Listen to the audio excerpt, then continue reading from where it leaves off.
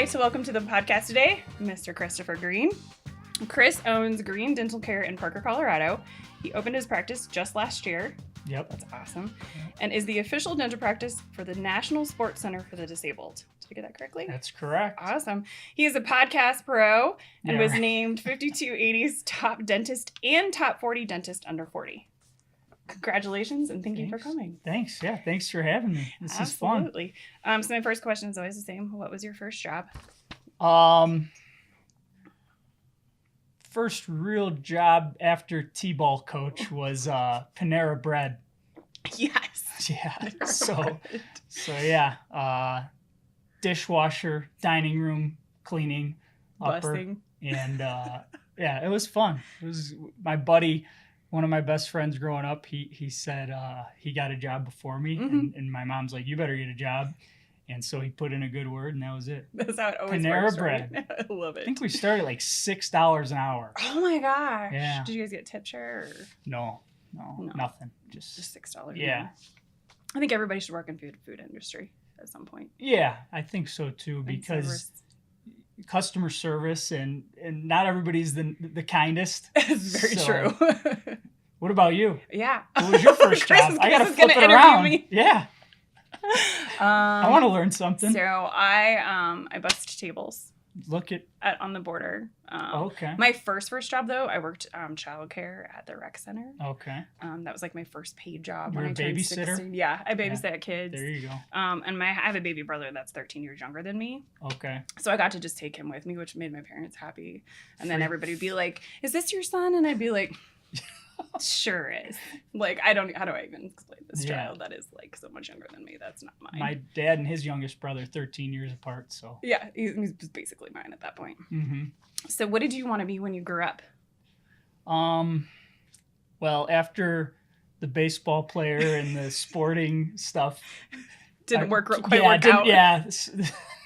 I was looking a lot at medicine, and I really like biology, and I like math a lot too, but I decided I was looking at pharmacy. I have an uncle who's a pharmacist, and I used to shadow him at the take your daughter, son, niece, nephew to work day. Random child to work day. Yeah. So I gravitated towards pharmacy for a while, but with my father and grandfather and a couple uncles all being dentists, I eventually came back towards the dental side of things. Yeah, I just think it's interesting that there are so many people in your family that are dentists. Yep. And you're like, okay, I'll just do that. Well, it's funny because it seems like it was like a default thing, but once I got into dental school and started like actually doing it, I was like, wow, I'm passionate about this. Oh, that's awesome. So, yeah. It's kind of clicked. Yeah, I don't know why, but it happened. I kind of had the same thing with accounting. Like, it just kind of clicked. I was like, oh, this is the thing that makes sense. Like, yeah. This is the thing that I get and can teach people. And isn't it? It's funny how it works out that way. Yeah, after like 5 other majors. I feel fortunate, though, that it did click.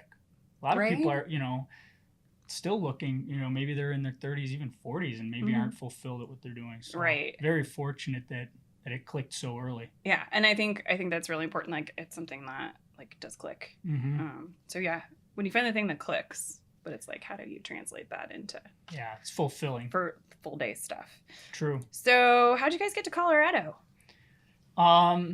Interesting story. My now wife is the lovely Jenna. Lovely Jenna, yeah. Chased Jenna around for, let's see, from the age of like 16 till about early 20s. Oh, that's funny. And then I gave up, and we never dated. And then we reconnected. She had been living out here after college. I was finishing up dental school, and so we actually dated long distance from Chicago to Colorado. That's yeah, crazy. for about 2 years.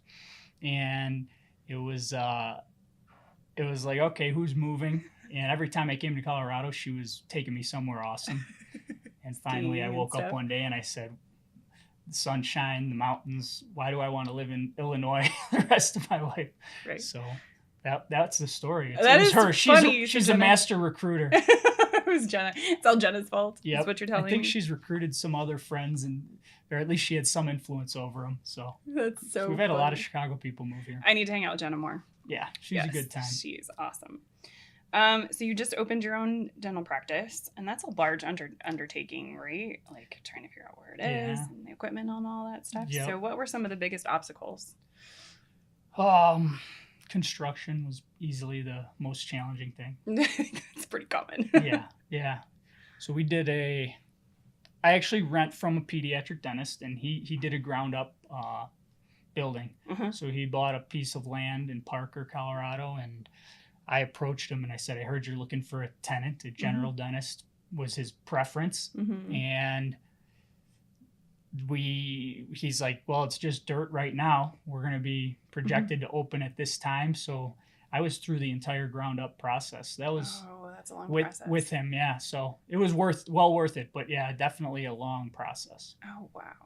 So what were some of the successes in creating your own practice so far? I know it's kind of new, but yeah, the locations turned out to be a real success. There was a need for a dentist in the area, even though there are a lot of dentists in Parker. We found, I think I had my eye on this one, the intersection we ended up at for a while. So that's led to a lot of early success, and we've been busy since day one. So. Wow, that's crazy. Yeah, so it's been fun. What intersections are you on again? I We're need off to kind of check you out. Yeah, Hess and Parker Road. Oh, okay. Yeah. So yeah. It's like the newer developing part of Parker. Yeah, now. kind of more on that west side.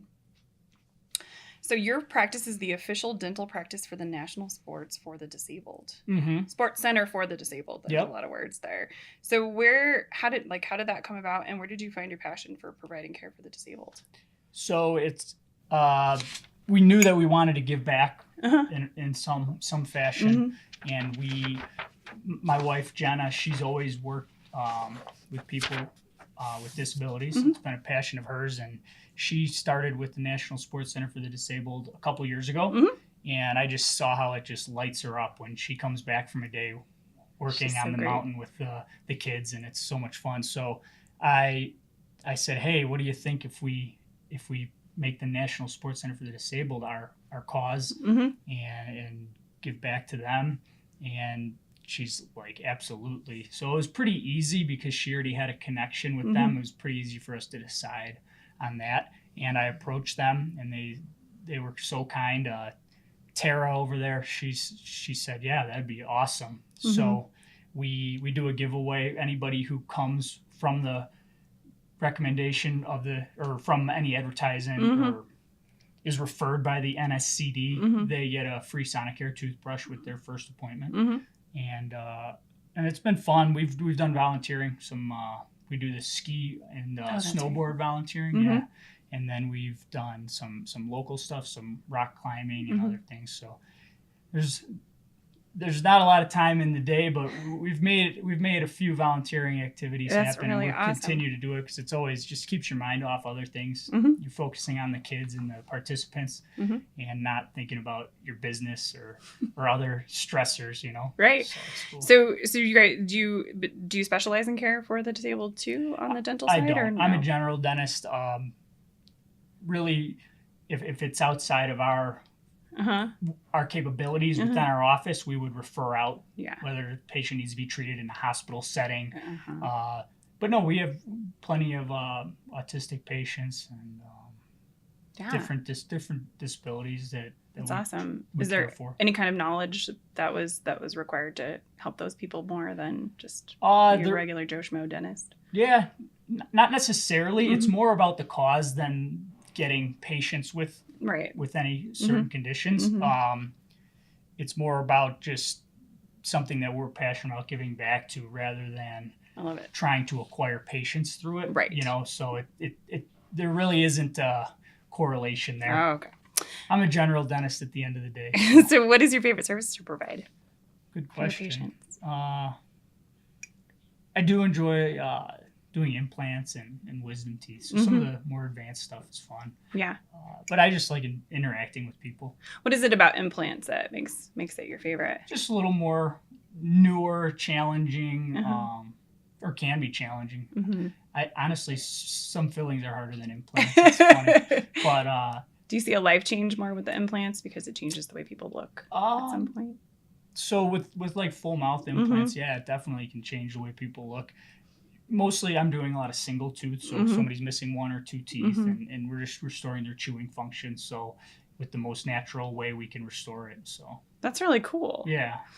Do most general dentists do implants and wisdom teeth? More and more are. I've taken some advanced training to do that. That's awesome. And it's paid off. It's been fun and fulfilling. And the patients like that they don't have to be referred around town to specialists and whatnot. So yeah, that is kind of hard when they're like, oh, this thing is wrong, but you need to go to this person. Exactly. It's kind of different. Yeah. So that usually they're like, oh, but I hear dentists that don't offer implants but have a really great patient following say, patient says to them, well, can't you do the implant for me? And he's, no, we got to send you across town. And then it's a barrier for the patient because they have to go create a new relationship now with the specialist. So being able to do dental implants in the general dentistry office is convenient for the patient. And they're very predictable. And we use surgical guides and the placement's very precise. So. That's awesome. Yeah. Do you guys do, did you guys do root canals too? Or? Yep. Yeah. That's awesome. That's awesome. We do pretty much everything. We still have our specialists that we need to refer to for real advanced situations. But I would say 98% of the procedures we keep in-house, maybe more. Awesome. Yeah. That's awesome. So what's in the works for you right now? You've got a bunch of stuff coming up. Tell us about all the things. Yeah, it's well, your first of all, I do want to mention we can't go without mentioning Brian. Okay, that's fine. We'll talk about Brian. So now Brian, I don't know if he knows he's the second buffest guest on the Abundant Beans podcast. Second buffest. Yeah, second. Maybe third. Well, the host. Well, yeah, then there's me. Because Jamie's squats and deadlifts. I'm striving to get the form that you have. There you go. Chris and I work out together 2 days a week. So. Yeah, it's a lot of fun. We just make fun of Brian. Make fun of Brian. Yeah. He's the best. Poor Brian. Yeah. Or he just he takes the abuse. Well, he hits right back with some sort of crazy workout. Yeah, so. He made us do lots of stairs yesterday. Yeah, that was fun. Yeah. So. No. My son came home and he's like, how many steps do you have? I'm like, I have 22 flights of stairs. I don't care about How many steps did that end up being? I don't know. No, yeah. It was lots of stairs, though. It was a lot. It was 22 flights, dude. How many flights do you have? He's like, 10,000 steps, Mom. I'm like, good job, little 10-year-old. Nothing we're not used to. That's right. So talk to us about your consulting firm that you guys are starting. Yeah. So myself and my good friend, Dr. Tahir Doon, we've been out of dental school 6-7 years respectively. And we've just been students of learning how to run the dental business, learning all the procedures and getting proficient at them. And we've had some other dentists start asking questions like, how'd you guys learn this? What are some resources? Can you help me open my own office? Because there's just so many steps along the way and so many things you have to watch out for. A lot of boxes to check. Yeah, exactly. So we're helping some younger dentists get a hold of grasp kind of the concepts to lead towards practice ownership. So the consulting thing, right now we're just helping some friends. But it may grow into some helping more and more dentists along the way. And it just came about from, he was on a pretty popular dental podcast, one of the most popular ones, and then I was, and then we had some people Facebook messaging us, emailing, and it's like, okay, well, do I really have something to offer here? And you start responding and making connections, and you're like, okay, I think I could help some people out.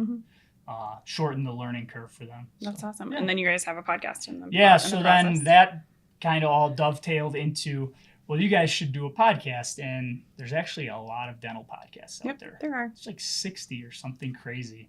And for a while I said, there's no way, like, that doesn't even make sense really. But we had one of our mentors, he goes, listen, if you help 100 people out from the podcast, it doesn't have to be 1,000, 10,000, just 100 listeners, even 50 listeners, it's going to be worthwhile. Yeah. So it's going to be fun. We haven't launched yet, but we got a few episodes recorded. Just you have your logo? Getting off the ground. You know how it is. I like the logo. Yeah, it takes a little while. We're not as sophisticated as you with all these nice cameras and great production company. There we go. But, Spotted Dog Media. Yeah, Spotted Dog Media does it right. But we're getting there. I love it. I love it. So before I ask my last question, what is the easiest way for people to find you? Probably just email. Okay. Yeah, my email is cmgreendmd at Gmail. And I'll stick it. We'll stick it in the description box. Okay. And then I'll link to your. I mean, I'm on Facebook, but I don't know how many Chris Greens are out there. A lot of them. Yeah, pretty basic name. Two syllables. 2 syllables. Yeah. So what is the one piece of advice you would give a new or baby dentist? I like to call them baby dentists. Actually, so we had this question on. Myself and Dr. Dune were on a podcast a couple weeks ago, and we came up with a kind of a blueprint for courses, books, different continuing education that a young dentist could go ahead and kind of check the boxes off and shorten the learning curve and get to where they want to be faster. I'm all about checklists. So if there are any dentists listening that want that resource, I could share it with them. Just email me again at cmgreendmd@gmail. Okay. And I'll send it their way. Awesome. Is it something that you would be willing to let us put on the website? Yes, absolutely. Okay, cool. Yeah. We'll get that from you and we'll get it that'd be great. on the website. Awesome. That'd be great. Well, thank you for coming. Thanks for having me. This is fun. It's so Yeah. nice of you to invite me. Yep, absolutely. Appreciate you coming. We're just trying to give people some good content. So yeah, as many people as we can get in here. Hopefully I provided a little bit today. No, that was good. That was helpful. Thank you so much. Appreciate Thank it. You. We're shaking hands. Yeah, we'll shake hands. It's official for the camera.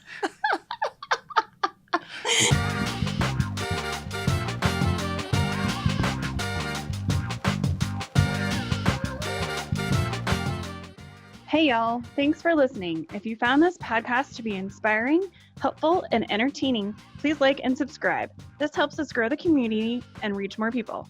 If you are interested in learning more about this episode's guest or accessing any of the books or other resources mentioned in this episode, be sure to check out the description box below. Until next time, be abundant.